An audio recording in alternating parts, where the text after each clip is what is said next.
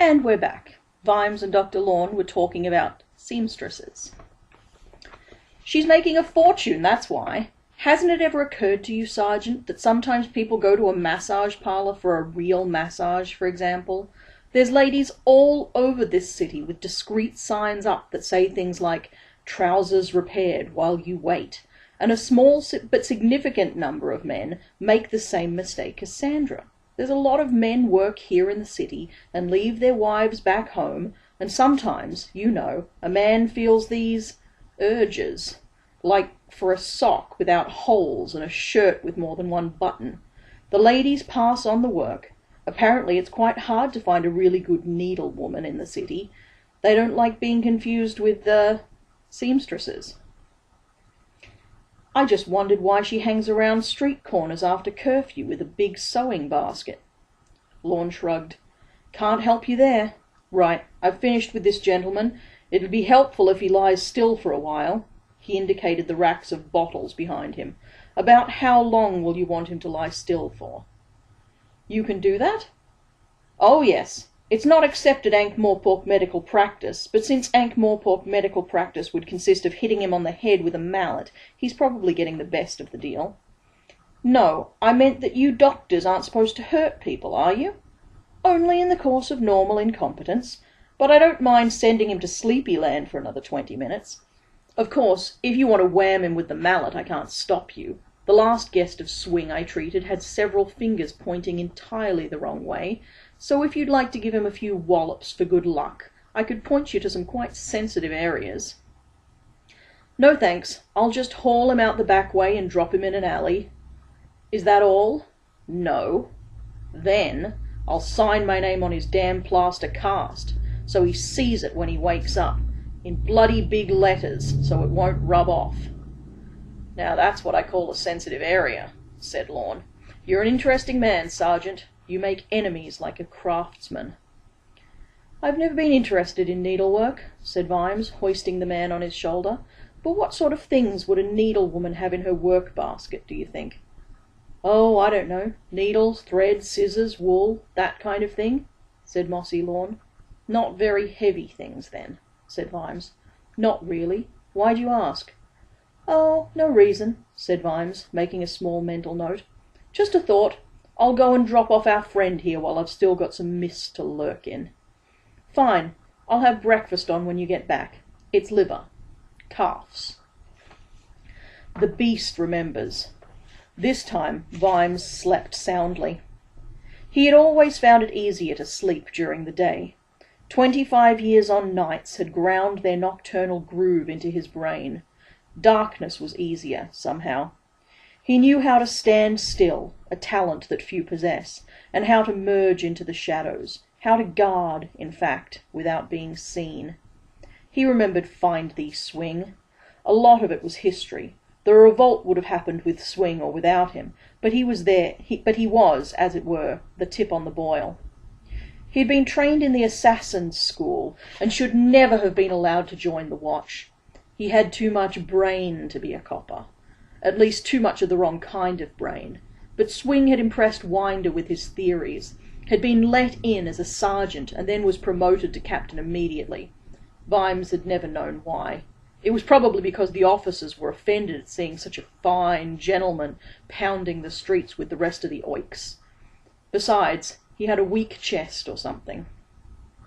Vimes wasn't against intellect. Anybody with enough savvy to let go of a doorknob could be a street monster in the old days, but to make it above sergeant you needed a grab bag of guile, cunning, and street wisdom that could pass for intelligence in a poor light. Swing, though, started in the wrong place. He didn't look around and watch and learn and then say, "This is how people are, how do we deal with it?" No, he sat and thought, "This is how people ought to be, how do we change them?" And that was a good enough thought for a priest, but not for a copper, because Swing's patient, pedantic way of operating had turned policing on its head. There had been the weapons law for a start. Weapons were involved in so many crimes, Swing reasoned. Reducing the number of weapons had to reduce the crime rate. Vimes wondered if he'd sat up in bed in the middle of the night and hugged himself when he dreamed that one up. Confiscate all weapons, and crime would go down. It made sense. It would have worked too if only there'd been enough coppers, say 3 per citizen. Amazingly, quite a few weapons were handed in. The flaw, though, was one that had somehow managed to escape Swing, and it was this: criminals don't obey the law. It's more or less a requirement for the job. They had no particular interest in making the streets safer for anyone except themselves, and they couldn't believe what was happening. It was like Hogwatch Day. Some citizens took the not unreasonable view that something had gone a bit askew if only naughty people were carrying arms, and they got arrested in large numbers. The average copper, when he's being kicked in the nadgers once too often, and has reason to believe that his bosses don't much care, has an understandable tendency to prefer to arrest those people who don't instantly try to stab him, especially if they act a bit snotty and wear more expensive clothes than he can personally afford. The rate of arrests shot right up, and Swing had been very pleased about that. Admittedly, most of the arrests had been for possessing weaponry after dark, but quite a few had been for assaults on the watch by irate citizens.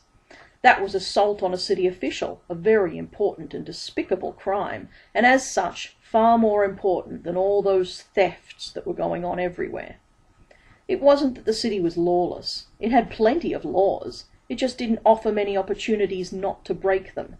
Swing didn't seem to have grasped the idea that the system was supposed to take criminals and, in some rough and ready fashion, force them into becoming honest men. Instead, it had taken honest men and turned them into criminals, and the watch, by and large, into just another gang. And then, just when the whole wretched stew was thickening, he'd invented craniometrics. Bad coppers had always had their ways of finding out if someone was guilty. Back in the old days. Now. They included thumbscrews, hammers, small pointed bits of wood, and, of course, the common desk drawer, always a boon to the copper in a hurry. Swing didn't need any of this. He could tell if you were guilty by looking at your eyebrows. He measured people. He used calipers and a steel ruler, and he quietly wrote down the measurements and did some sums, such as dividing the length of the nose by the circumference of the head and multiplying it by the width of the space between the eyes. And from such figures he could infallibly tell if you were a devious, untrustworthy, and congenitally criminal. After you spent the next 20 minutes in the company of his staff and their less sophisticated tools of inquiry, he would, amazingly, be proven right. Everyone was guilty of something. Vimes knew that. Every copper knew it. That was how you maintained your authority. Everyone talking to a copper was secretly afraid you could see their guilty secret written on their forehead. You couldn't, of course, but neither were you supposed to drag someone off the street and smash their fingers with a hammer until they told you what it was. Swing would probably have ended up face down in some alley somewhere if it wasn't for the fact that Winder had found him a useful tool. No one could sniff out conspiracies like Swing, and he'd ended up running the unmentionables, most of whom made Sergeant Knock look like the good copper of the month. Vimes had always wondered how the man had kept control, but maybe it was because the thugs recognized, in some animal way, a mind that had arrived at thuggery by the long route and was capable of devising in a name of reason the kind of atrocities that unreason could only dream of. It wasn't easy living in the past. You couldn't whack someone for what they were going to do, or for what the world was going to find out later. You couldn't warn people either. You didn't know what would change in the future, but if he understood things right, history tended to spring back into shape. All you could change was the bits around the edges, the fine details. There was nothing he could do about the big stuff. The lilac was going to bloom. The revolution was going to happen. Well, a kind of revolution. There wasn't really a word for what it was. There was the People's Republic of Treacle Mine Road, truth, justice, freedom, reasonably priced love, and a hard-boiled egg, which would live for all of a few hours, a strange candle that burned too briefly and died like a firework. And there was the scouring of the House of Pain and the... Anyway, you did the job that was in front of you, like unimaginative coppers always did.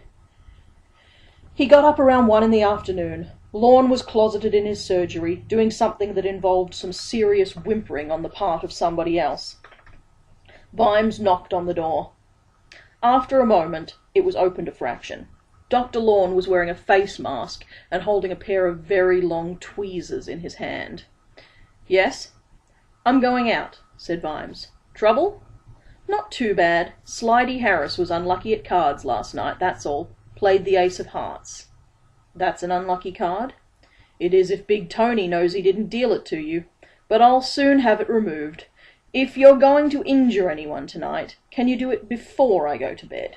"Thank you." Lorne shut the door. Vimes nodded at the woodwork and went out to stretch his legs and get some lunch. It was waiting for him on a tray around the neck of a man. Quite a young man now, but there was something about the expression, as of a rat who had been expecting cheese right around the next corner, and had been expecting cheese around the last corner too, and the corner before that, and although the world had turned out so far to be full of corners, yet completely innocent of any cheese at all, was nevertheless quite certain that just around the corner cheese awaited. Vimes stared. But why should he be surprised? As long ago as he could remember, there was always someone selling highly suspicious chemically reclaimed pork products in this town. The seller was very familiar, just younger. His expression lit up at the sight of an unfamiliar face. The seller liked to meet people who hadn't yet bought one of his pies. "Ah, Sergeant! Hey, what's that little crown mean?" "Sergeant-at-arms," said Vimes. "It's like sergeant with all the trimmings." "Well, Sergeant, could I interest you in a very special sausage in a bun? Guaranteed no rat, 100% organic, all pork shaved before mixing?" Why not? Thought Vimes, and his stomach, liver, kidneys, and lengths of intestine all supplied reasons, but he fumbled in his pocket for some change anyway. "How much, Mr. Vimes remembered in time, and made a show of looking at the name on the front of the tray. "Dibbler." "4 pence, Sergeant." "And that's cutting your own throat, eh?" said Vimes jovially. "Pardon?" said Dibbler, looking puzzled. "I said a price like that's cutting your own throat, eh?" "Cutting my own throat," said Vimes desperately. "Oh," Dibbler thought about this. "Right, yeah, it is. You never said a truer word. So you'll have one, then?" "I notice it says on your tray, Dibbler Enterprises, Est," said Vimes. "Shouldn't it say when you were established?" "Should it?" Dibbler looked down at his tray. "How long have you been going?" said Vimes, selecting a pie. "Let's see, what year is this?" Dancing dog, I think." "Since Tuesday, then," said Dibbler. His face brightened. "But this is only the start, mister. This is just to get a stake together. In a year or two I'm going to be a big man in this town." "I believe you," said Vimes. "I really do." Dibbler looked down at his tray as Vimes strolled off. "Cutting my own throat, cutting my own throat," he mumbled to himself, and seemed to like the sound of it. But then he focused more clearly on the tray, and his face went pale. "Sergeant!" he shouted. "Don't eat the pie!" Vimes, a few yards away, stopped with the pie halfway to his mouth. "What's wrong with it?" he said. "Silly me. I mean, what's uniquely wrong with it?" "Nothing. I mean, these are better." Vimes risked another look at the tray. They all looked the same to him. Dibbler's pies it often looked appetizing. Therein lay their one and only charm. "I can't see the difference," he said. Yeah, there is," said Dibbler, sweat beading on his forehead. "See, the one you got has that little pattern of pastry pigs on it, and all the others have pastry sausages. I'd hate for you to think that, I thought you were a pig or anything, so if you hand it over I'll happily give you another one, the one that's not the right one, not the wrong one, but with the pig and everything." Vimes looked into the man's eyes. Dibbler had yet to learn that friendly blankness that 30 years of selling truly organic pies would call into being. While the man stared in horror, he took a large bite out of the pie. It was everything that he had expected, and nothing that he could identify. "Yum," he said, and with some concentration, eyes fixed on the luckless pieman, finished it all. "I think it's quite possible that no one else makes pies like you do, Mr. Dibbler," he said, licking his fingers in case he might want to shake hands with someone later on. "You ate it all?" said Dibbler. "Was that wrong?" said Vimes, and now relief rose off the man like smoke off greenwood fire. "What? No, that's fine, jolly good. Want another one to help it down? Half price?" "No, no, one is more than enough," said Vimes, backing away. "You finished every bit?" said Dibbler. "That was right, wasn't it?" said Vimes. "Oh, yeah, sure, obviously." "Got to be going," said Vimes, moving on down the lane. "I'll look forward to seeing you again when I've got less appetite." He waited until he was well out of sight before taking a few random turns in the network of alleys. Then he stepped into the shadow of a deep doorway and felt in his mouth for the piece of pie that had seemed curiously unchewable even by pie standards. Usually, if you found something more than usually hard or crunchy in one of Dibbler's famous pork pies, the trick was either to swallow it and hope for the best, or spit it out with your eyes closed. But Vimes felt around between gum and cheek, and fished out a folded piece of paper stained with unknowable juices. He unfolded it. In smudged pencil, but still readable, it read, "Morphic Street, 9 o'clock tonight. Password, Swordfish." And that is where we're going to leave it for today, and we'll see you again tomorrow. Have a good day.